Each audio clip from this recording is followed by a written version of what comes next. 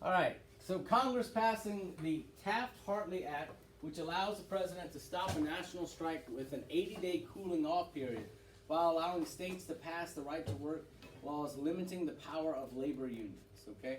So basically what they're doing here, y'all, Truman is trying to get us back on track like I was talking about in the last video, but the labor unions at the time were trying to derail the country. They're trying to use this as leverage to get more money and more days off and all this kind of stuff. So now Congress says basically that the President of the United States, if you go on strike, the President can order you to get back to work for 80 days or you will go to prison, okay? And the thing is, after 80 days, if you still haven't worked out something, then you can legally go on strike. This is a way of us not shutting down our workers, our factories, our whatever, everything, for a long time. It makes it where the country will keep moving along and not stall out and have a bad economy. The civil rights movement began slowly at this time with Executive Order number 99, blah, blah, blah, blah, blah. Look, anytime they do this, y'all, they're just trying to add information in that is not important. They should have said with an executive order. They're never going to ask you, what was Executive Order 9981? Okay, that's not going to happen. That's unrealistic. Anyway, President Truman orders the integration of the entire military. Okay? Now, look, during all of World War II, they had black soldiers, but they served in their own units. Now, Truman says the entire military will be integrated. That means that a black officer can yell in the face of a white private, okay? He could yell at this soldier, and that is unacceptable in the Jim Crow South. So, for this election, we're going to have a big problem because when he says the whole military is integrated, the entire Southern Democratic population breaks away from President Truman, and they create their own Democratic Party. It's called the Dixiecrats. So it's a three-way split in the next election that's coming up. The 22nd Amendment is passed at this time, which limits the president to just 2 terms in office for a maximum of 10 years. Well, that doesn't make sense, does it? Okay, because the president serves 4 years, so it should be 8 years, right? Well, if you are a vice president and the president dies, and there's less than 2 years left in his term, then that first term does not count towards the 2 terms that you can serve. So you can serve technically up to 10 years, even though that's never happened yet. Okay? So, next thing we're going to talk about is the baby boom. Okay? We got millions of young men returning from the worst war in human history with pockets full of cash. And they want everything right now, like I said in the last video. They want the wife, they want, and let's be honest, I mean, they hadn't seen their ladies in 4 or 5 years. So, things happen, okay? Anyway, so we see this chart right here. This is the second most common chart on the LEAP test. The most common one is going to be the stock market crash, which we covered last chapter.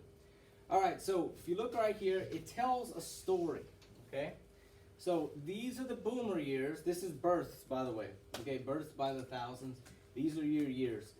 What was going on right here? Okay. All the soldiers were coming. Go ahead. All the soldiers are coming back home. Well, right here, 1940 to 45. Oh, I can't read it. They were really low, right? So this is 40 to 45. This is World War II. All the men were gone, okay? And then all the men get back. And when they get back, there's a big boom, okay? Literally. Anyway, so we go down here. There's a drop, okay? And then there's a second baby boom. So it tells this story. The men are away at war. The men come back.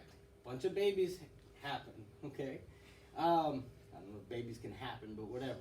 So after that, while these kids that were born are growing up, there's a dip because they're not having babies. And 20 years later, whenever the baby boomers grow up, second boom, okay? There's a secondary baby boom. So there's another thing that actually impacted this as well. A new invention in the 1960s, birth control. So when the birth control pill came along, the birth rate, added to the fact that these guys are still growing up, made the birth rate drop dramatically. Okay? Alrighty. So let's move on. I hope you can read that chart. Okay? Now, we're into the next president here. This is President Eisenhower. And he really wants to change a few things in America. If you remember Eisenhower, Dwight Eisenhower was the Supreme Allied Commander on the Western Front, which is Europe. He was in charge of the people that beat Hitler. He becomes president, and he institutes the Interstate Highway Act of 1956, which gives us our interstate system. Before that, all we had was state highways. That was it. Okay? Now, I don't know if you know too much about the interstate system, but all roads that roughly run east to west, those have even numbers. All the ones that run north to south, they have odd numbers. Okay? By the way, your state highways are like this as well. So, and by the way, I say roughly, because you know how, I mean, if y'all know Highway 95, that thing runs all kind of ways, okay? But anyway, if you look at the overall trend, it runs north to south. So, there's a few reasons for the interstate highway system, okay? It's going to really help America out. One way is the economy. I can actually get to Los Angeles, California in less than 24 hours.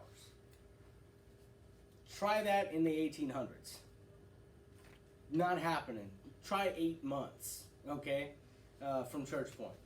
So that's going to be a massive improvement. It's going to help business, right? If we can get from, you know, all the way across the country in 2 days, well, then that's faster shipping rates. And 18-wheelers are going to take off like crazy during this time. Another thing is, this is an atomic bomb and hurricane evacuation route. This is a major way. Let's say a bomb's going to hit New York City. Okay? Big old bomb, and we got 6 hours notice. Well, we can actually get the majority of the people out of New York City. Okay? The interstate highway system very closely mirrored the railroads. That's why whenever you find an interstate, you find the railroad right next to it. Okay? That's pretty much how it was. They just, okay, what were the most successful railroads? Well, let's make a highway right next to it. Okay, that's where Rain and Crowley got I-10 Mite and all that stuff. Anyway, so the Interstate Highway Act, President Eisenhower was impressed with the German Autobahn and wanted to connect the U.S. in the same manner. Besides building interstate highways, the act also promotes the building of suburban housing as opposed to improving inner city housing. So because we could quickly get in and out of cities, we don't have to live in the city anymore to work in a factory in the city. We can drive to work now, okay? So, moving on, popular television, okay? Television becomes popular in the 1950s. By 1953, TV Guide is the most popular magazine in all of America. You probably don't even know what a TV Guide is. Basically, there was no such thing as a DVR. You could not press pause on a video, okay? You had to know when your favorite show was coming on, and you had to be awake and have the TV on to see it. There's no such thing as watching it later, okay? Unless they do what's called a rerun. So, TV Guide came out weekly, and it listed the most popular television programs and what hour they were coming on in your time zone. It was a lot easier back then because they only had 3 channels. Everybody had the same 3 channels. And at the end of the night, at 12 o'clock, the TV shut off. And I don't mean electrically. The programming stopped happening until 6 in the morning. They had this Technicolor, like a rainbow thing that came on TV, and it went dun, dun, dun, dun, dun, dun, and that's it. Okay? And you couldn't watch TV. Now, the reason why they did that is because back then they wanted kids to go to bed, and they figured 12 o'clock was late enough. They did this all over the country. Y'all are so used to having thousands of channels at your disposal. They had 3. That was it. All right. Anyway, let's see. 50s television sought to portray an idealized version of white America, ignoring social issues. So, nothing bad ever happened on 50s television, okay? It was all about trying to make you feel good after you got home from work, except when the news came on.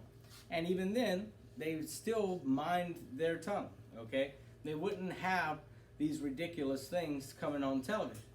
I can't tell you, how aggravating it is to be watching television with my son and see a Viagra commercial or whatever else, I don't really feel like explaining that to my little 10-year-old girl. Or Dr. Squash's soap, that one's a good one. Anyway, so getting on with this, the main television show, the most popular one, was I Love Lucy. I think it was number 2. I can't remember what number 1 was, but I Love Lucy was very popular. And also Elvis. Elvis came on television a lot.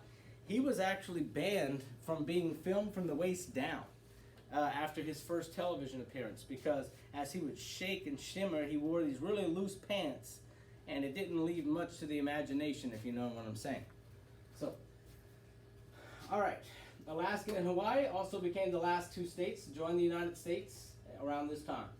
All right, many TV sitcoms in the 50s focused on white, middle-class, nuclear families leading relatively trouble-free lives. What was not an effect these shows had on American society? All right, so we're going to go through them one at a time, see which one is not correct. The characters and storylines reinforced traditional gender roles. So the woman stayed home and cooked and cleaned, and the man went off to work. That's exactly what 50s television's like, okay? Americans began to idealize a uniform experience with real little conflict. They saw perfect life on TV, so therefore they wanted a perfect life. That is true. The setting inspired Americans to pursue social and political reform. So they watched I Love Lucy and they wanted to go out and protest. No. Okay, that's not what it was about. It was lighthearted, it was humorous. Light humor and happy endings provided, oh, look at that. That is a double right here. Hold on.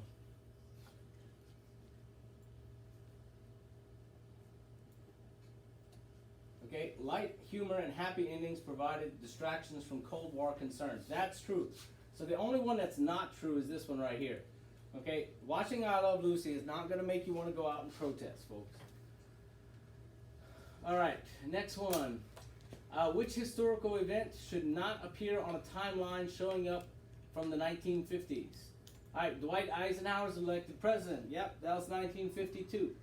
Julius and Ethel Rosenberg got executed for spying. We already talked about that. That was the 50s. The League of Nations is established. That's the alliance after World War I.